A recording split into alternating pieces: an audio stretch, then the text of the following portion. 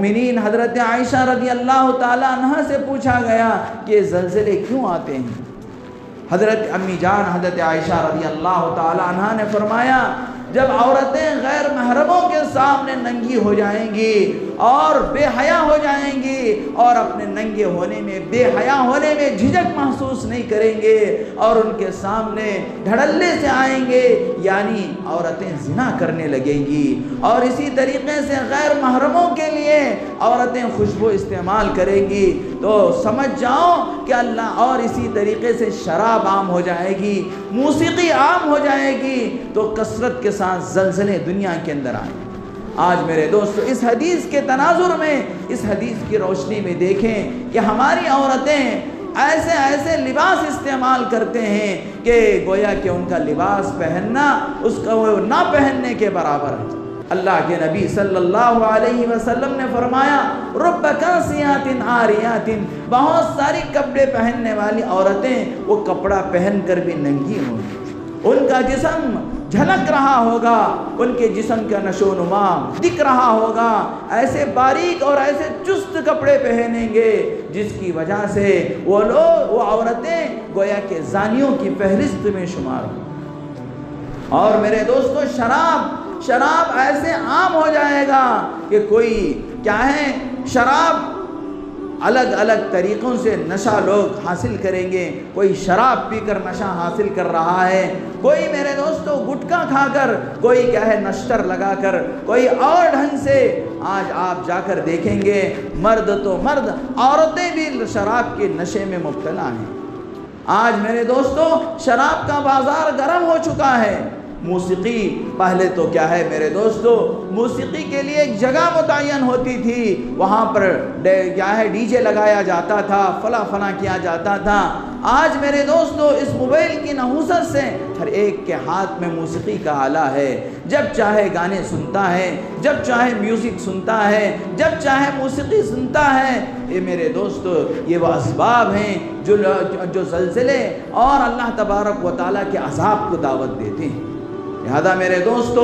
ہم ان چیزوں سے آگاہ ہونی چاہیے، یہ ہمارے لیے الارم ہے، یہ ہمارے لیے اللہ کی طرف سے ایک تنبیہ ہے۔ اے لوگو تم اپنے آپ کو بیدار کر لو،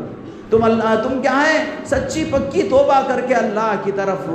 رجوع ہو جاؤ، اللہ تبارک و تعالیٰ سے لو لگا لو، نمازوں کی پابندی کر لو، اللہ تبارک و تعالیٰ کے سامنے گڑ گڑاؤ اور اللہ تبارک و تعالیٰ جیسے زندگی چاہتے ہیں ویسے زندگی اپنانے کی کوشش کرو۔ نبی پاک حضرت محمد الرسول اللہ صلی اللہ علیہ وسلم نے جن طریقوں پر جس نہج پر جس سطح پر ہم کو چھوڑ کر گئے ہیں اس سطح پر ہم کو آنا ہے، اسی میں ہماری دنیا اور آخرت کی کامیابی ہے۔ لہذا میرے دوستو طیب اردگان جو ترکی کے بادشاہ ہیں، اس موقع پر انہوں نے ایسا ایمان بھرا جو بیان دیا ہے اس کو سن کر آنکھوں سے آنسو آ جاتے ہیں۔ اتنا سب کچھ ہونے کے باوجود انہوں نے کہا ہے کہ مت بھولو اے لوگو، اللہ تبارک و تعالی ہر اندھیری کے بعد صبح کی روشنی ضرور لاتے ہیں، ہر اندھیرے کے بعد صبح ضرور ہوتے ہیں۔ اللہ سے نا امید نہیں ہونا ہے۔ اللہ تبارک و تعالیٰ نے اپنے محبوب صلی اللہ علیہ وسلم کو اور ان کے پیارے صحابہ کو مکے کے اندر ظالموں کا ظلم سہنے کے، ظالموں کا انہوں نے ظلم سہا، ان کو بھوکا رکھا گیا، ان کا سوشل بیکاٹ کیا گیا، یہاں تک کہ ان کو مکہ چھوڑنے پہ مجبور کیا گیا۔ اور میرے دوستو انہوں نے کہا حضرت جناب رسول اللہ صلی اللہ علیہ وسلم جب غار ثور میں تھے، ان کے ساتھی حضرت ابو بکر صدیق رضی اللہ تعالیٰ عنہ آپ کے ساتھ تھے، دشمن آپ کے پیچھے پڑے ہوئے تھے۔ ایسے وقت پر اللہ کے نبی صلی اللہ علیہ وسلم نے جو جملہ کہا، اللہ نے اس کو قرآن کی آیت بنا کے اتارا، لا تحزن ان اللہ معنا، غم مت کیجئے اللہ ہمارے ساتھ ہے۔ طیب اردگان نے اپنی قوم کو، اپنے لوگوں کو ان ایمانی کلمات کے ذریعے سے تسلی دی ہے۔ لہذا میرے دوستو ہم دعا کریں کہ اللہ تبارک و تعالیٰ ترک مسلمانوں کی حفاظت فرمائے، اور اللہ تبارک و تعالی مسلمان جہاں کہیں ہو اللہ تعالیٰ ان کے ایمان کی، اعمال کی، جان کی، مال کی، عزت و آبرو کی حفاظت فرمائے، ملک شام و سیریا کے مسلمانوں کی حفاظت فرمائے، اور اللہ تبارک و تعالیٰ اس موقع پر وہ جس مصیبت کے اندر پھنسے ہوئے ہیں اس مصیبت سے اللہ تعالیٰ ان کو جلد سے جلد چھٹکارا عطا فرمائے۔ اردگان نے ان لوگوں کو تسلی دی کہ دیکھو جو فوت ہو گئے وہ اللہ تبارک و تعالیٰ نے جو طے کیا ہے وہ ہوا ہے، اس کو تو ہم واپس نہیں لا کر دے سکتے،